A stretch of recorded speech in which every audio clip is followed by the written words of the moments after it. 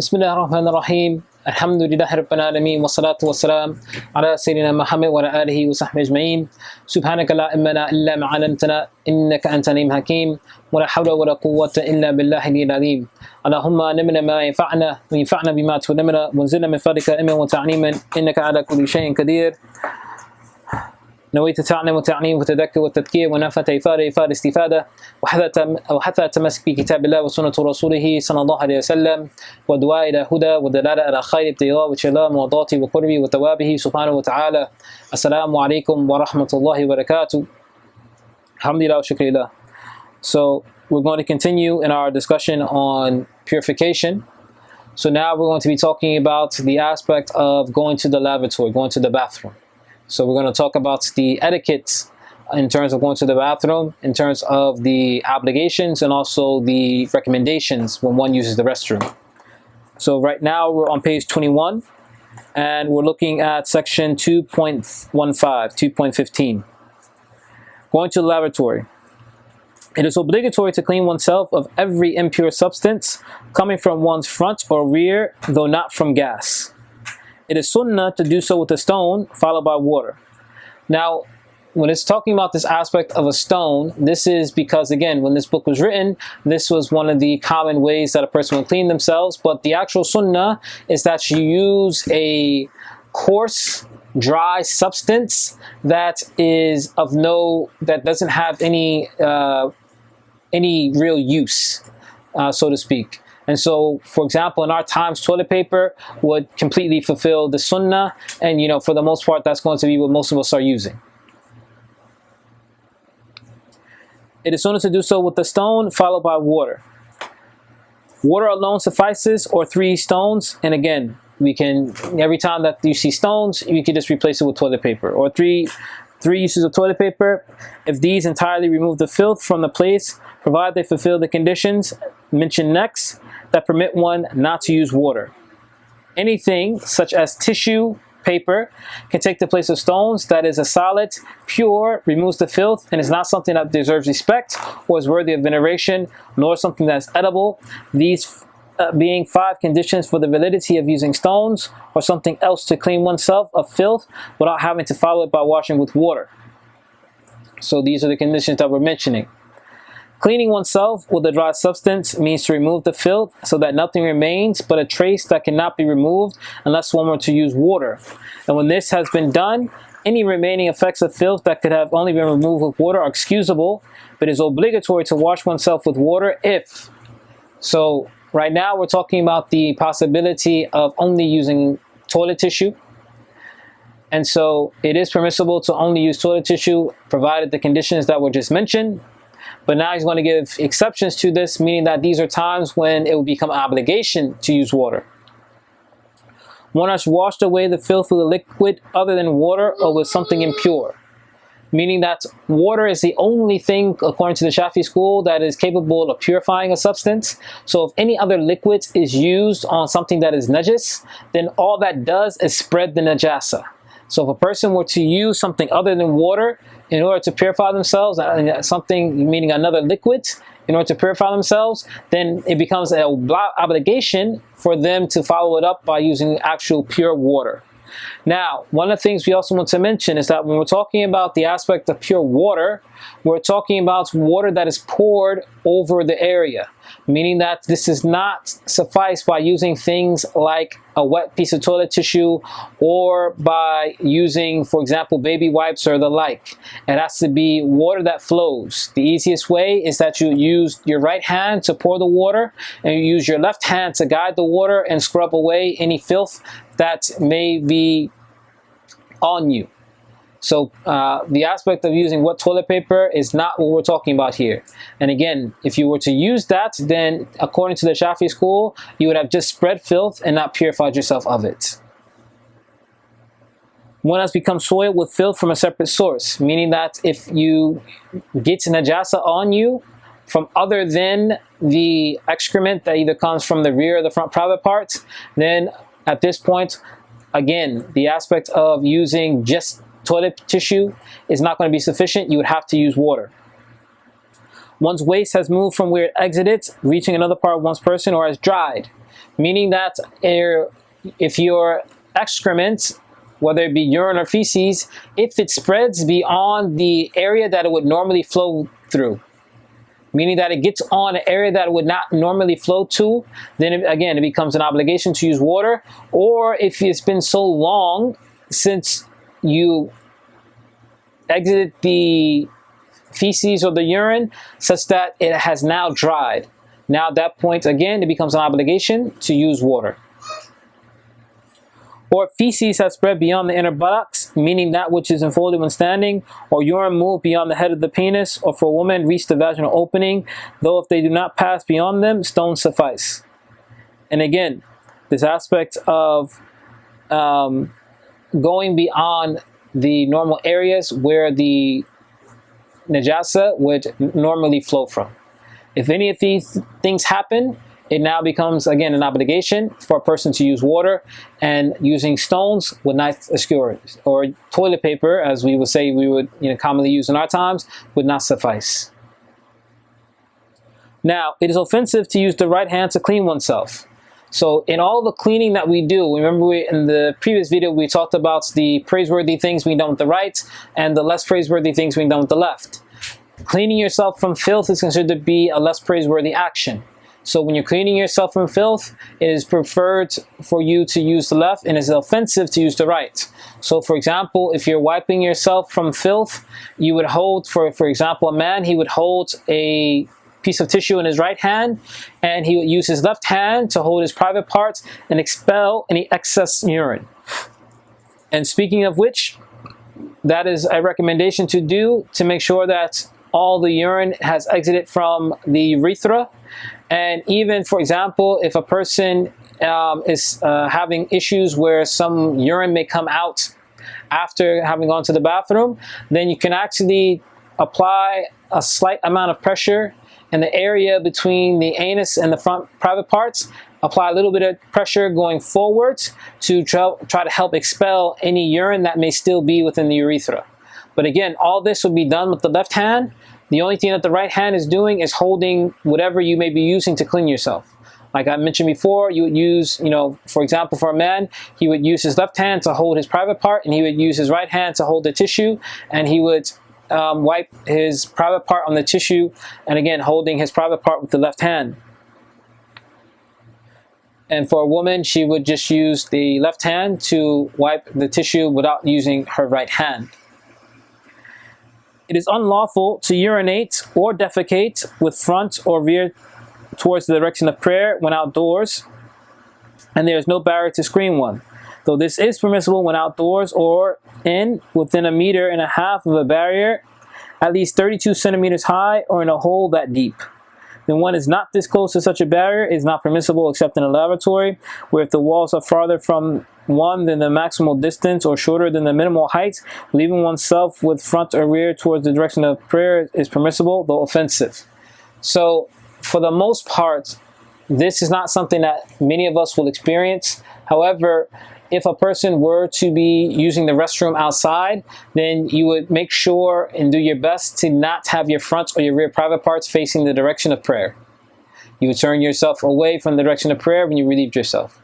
For most of us, we're going to be using bathroom facilities, and so this ruling does not necessarily apply, as it mentioned, when a person is using a bathroom facility. But even if you're using a bathroom facility, it's preferable if you can, align yourself such that your front or your rear private parts is not facing the direction of prayer. It is offensive to relieve oneself and to steal water under fruit trees, on paths, in the shade, where people gather to talk, into holes. And when we're talking about into holes here, we're talking about holes that are already dug outside. And the reason for this is because, in particular, an animal might be living in one of these holes, and it can either A, be harmed by you using the restroom in that hole, or B, it might possibly attack you while you're using the restroom. Or while standing, which is offensive unless there's an excuse, such as when standing is less likely to spatter urine on one's clothing than sitting, or when sitting is a hardship. Meaning that in particular, if you're in a situation where it will be worse for you to sit down than it will be for you to stand. Meaning, like, if the place is so dirty and filthy that it's actually worse for you to try to sit down than it is for you to stand. But again, if you're going to stand, you need to take every precaution that you can to ensure that the urine does not splatter on your clothing. Because one of the things that will invalidate the prayer, and one of the things that a person may actually be punished for in the grave, is for allowing for urine to splatter on one's clothing and not properly cleaning themselves afterwards. And it's offensive to speak when relieving oneself. So this is something that unfortunately has become more prevalent in our times today, especially with the more popular usage of cell phones. But while one is relieving oneself, one should not speak. One should remain quiet while one is in the restroom. You go to the restroom, you relieve yourself, and then you come out. And speaking is not something that should be done while one is in the process of going to the bathroom. Bismillah ar-Rahman ar-Rahim. Wassalatu wassalamu ala Sayyidina Muhammad wa alihi wa sahbihi wa sallam. Alhamdulillah. So now we're going to switch and we're going to look at the causes of major ritual impurity, janaba. So now we talked about the aspect of minor ritual impurity, hadath al-asghar, the minor impurity. Now we're going to be talking about janaba, hadath al-akbar, the major ritual impurity. This is that which causes a person to need to make ghusl. So the purificatory bath, and we're looking at 2.17 on page 23. The purificatory bath, ghusl, is necessitated by, i.e. nullified by, and must be renewed after any of the following, the first two of which are termed causes of major ritual impurity. All that is forbidden in a state of major ritual impurity is forbidden after any of the following actions until one performs a purificatory bath. So essentially, we're just going to be mentioning what causes a person to need to make ghusl. The first one, the head of the penis entering the vagina. This is what is considered to be actual sexual intercourse. Sexual intercourse is defined by the head of the penis entering the vagina. Any other activity that a man and a woman may do would not be constituted as sexual intercourse. And even if nothing further happens, meaning, for example, no ejaculation occurs, but the head of the penis was inserted into the woman's vagina, that would still be a means of making the man and the woman obliged to make ghusl. They would have to purify themselves by making ghusl. The exit of sperm from a male or female sexual fluid, meaning that which comes from orgasm, from a female.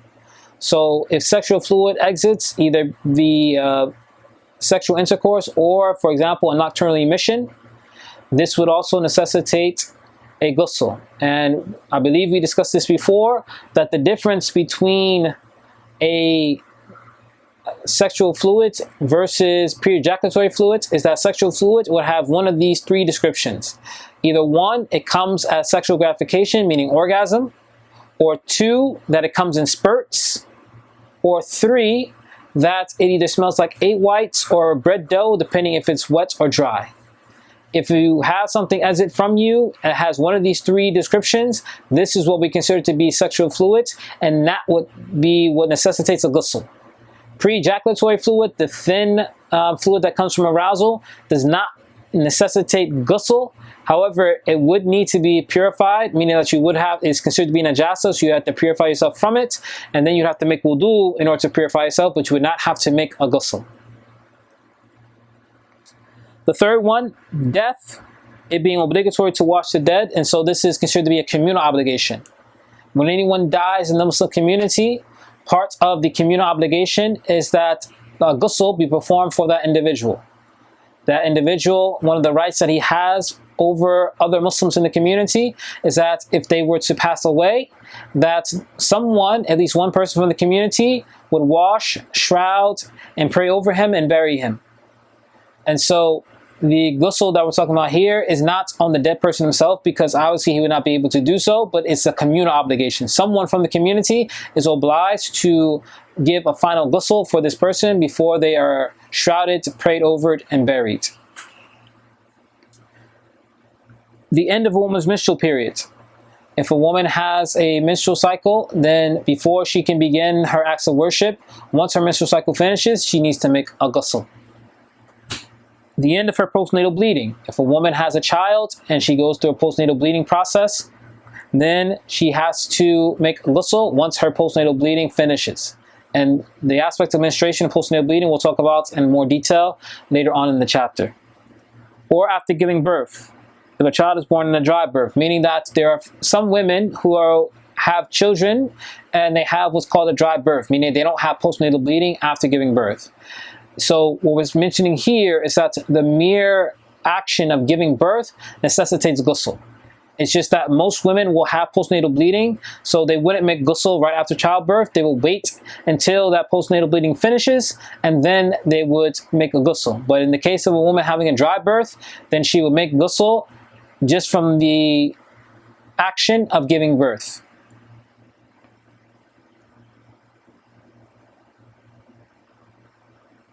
(2.18) Male sperm and female sexual fluid are recognized by the fact that, as we mentioned before, they come in spurts by contractions, that they come at orgasm or sexual gratification, and when moist smell like bread dough, and when dry like egg white.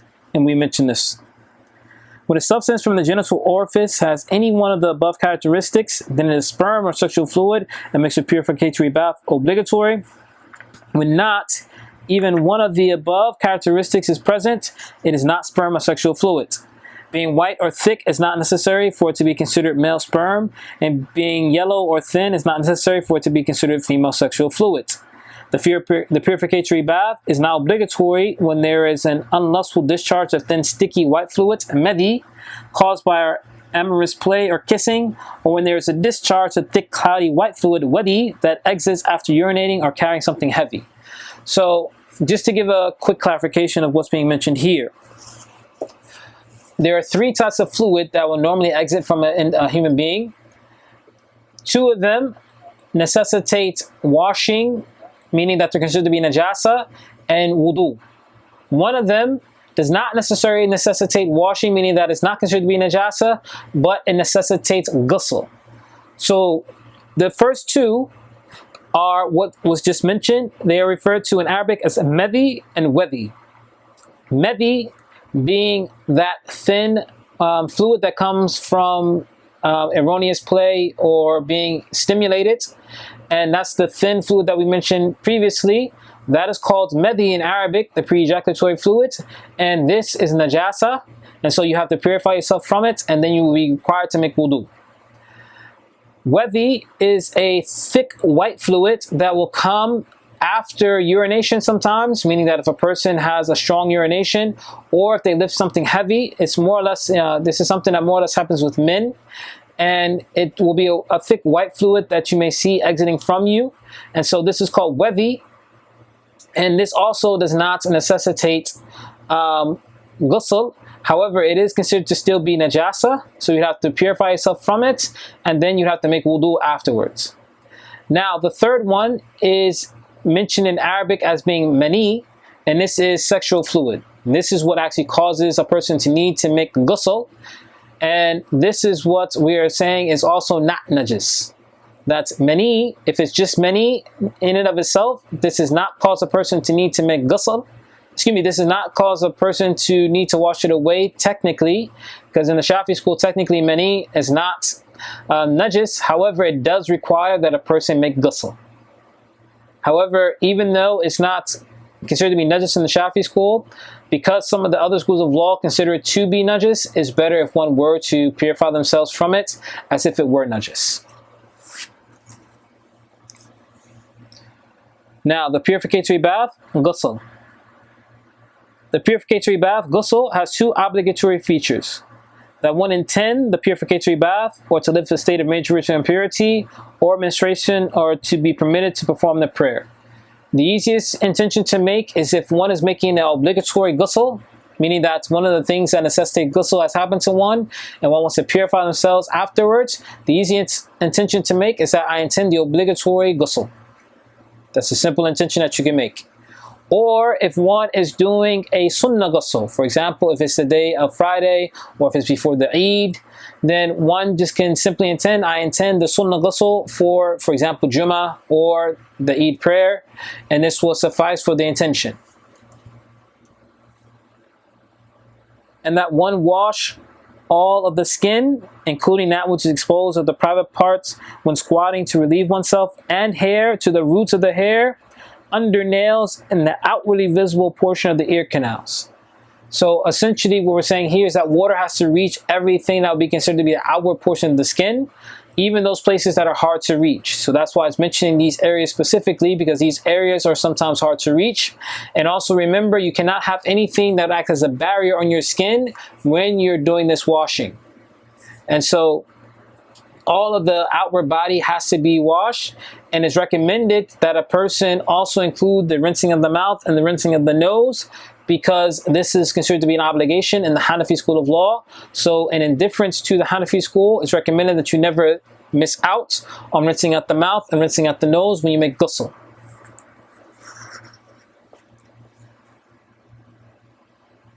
Its sunnahs are to first perform ablution. So the actual first sunnah is that actually you wash the private parts first. You wash the front private parts, and then you wash the rear private parts, both 3 times. And again, the rear private parts being the anus itself, and then of course washing the entire front private parts. And then the second recommendation is that you make wudu after that. And that you rub the body while bathing, and to wash the body parts consecutively and without interruption. And so the aspect of rubbing is considered to be an obligation in the Maliki school of law. So this is another recommendation, another sunnah that should not be missed. Whoever performs the bath 1 time with the intention to both lift the state of major ritual impurity and fulfill the sunnah of the Friday prayer bath has performed both. Though if he only intends one, his bath counts for that one, but not the other. And so this is in a situation where a person may be in a situation where there are multiple things that are pressing one to make ghusl. So for example, if a person were to have sexual intercourse on a Friday before Jummah, so now they need to make the purificatory bath because they're in a state of janaba, but also it's a day of Jummah. Then if they intend just the obligatory purificatory bath and don't intend the sunnah of the Jummah, then the reward is only for the obligatory. But if they intend for both, then they have the reward for both. And so, for example, if you're making ghusl on a Friday and and it's before the Salatul Jummah, then the best thing to do is to make the intention for both the obligation of the ghusl as well as the sunnah of attending Salatul Jummah.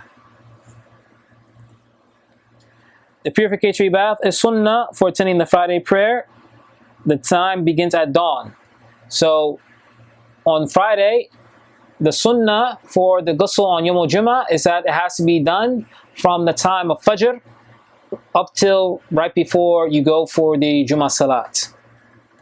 On the 2 Eids, Eid al-Fitr and Eid al-Adha, which we are fastly approaching, Eid al-Adha inshallah ta'ala will more than likely be next Friday as of the filming of this video.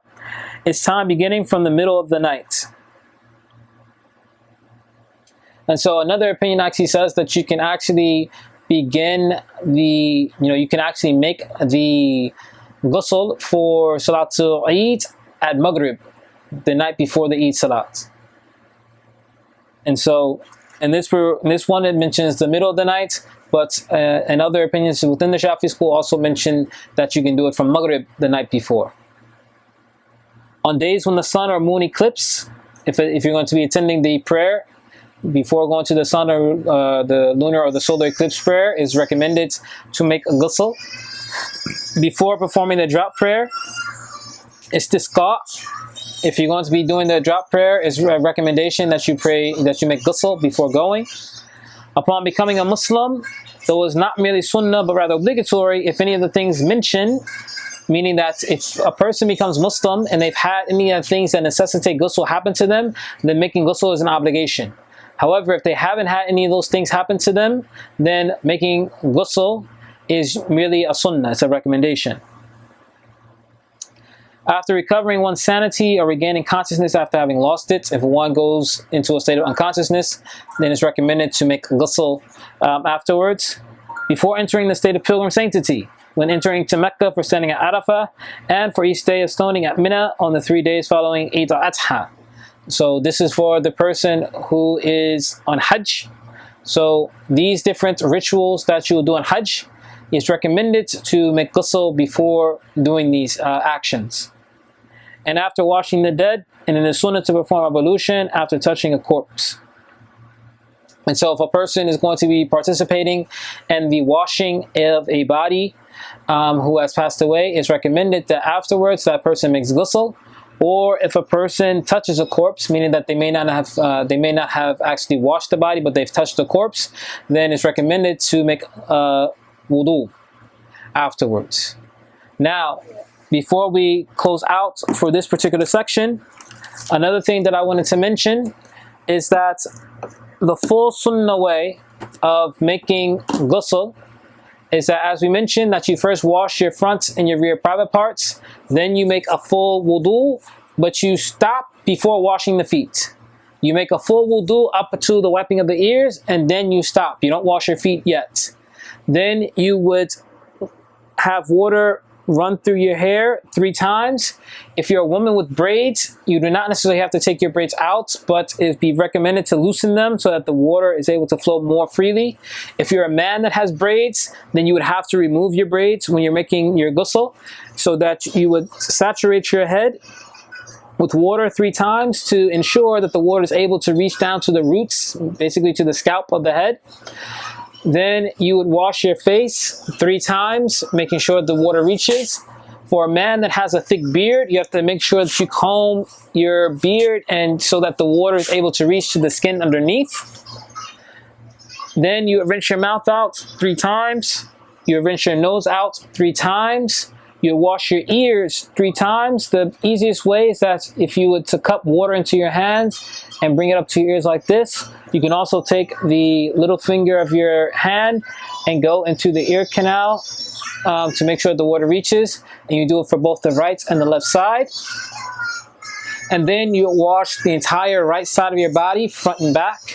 Then you'll wash the entire left side of your body, front and back.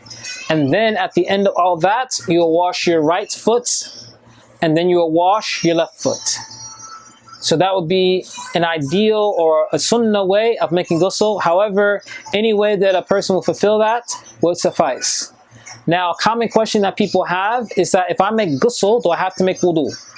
The answer to the question is that it depends on what is your intention behind the ghusl. If you're making an obligatory ghusl, then that takes the place of wudu. So meaning that if a person needs to make obligatory ghusl and all they do is make ghusl, they don't make a wudu within the ghusl or anything else, then that would take the place of the wudu.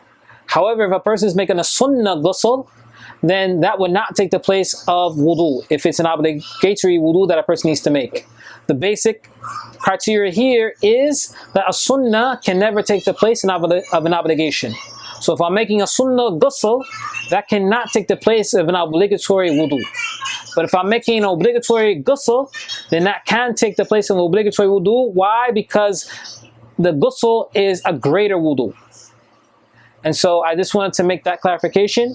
And inshallah ta'ala, we'll be posting more videos to discuss the remaining chapters of this portion of tahara, of this portion of purification. وصلى الله على سيدنا محمد وعلى آله وصحبه وسلم. Allah subhanahu wa ta'ala Adam, who was Fanan Wakil. Assalamu alaikum wa rahmatullahi wa barakatuh.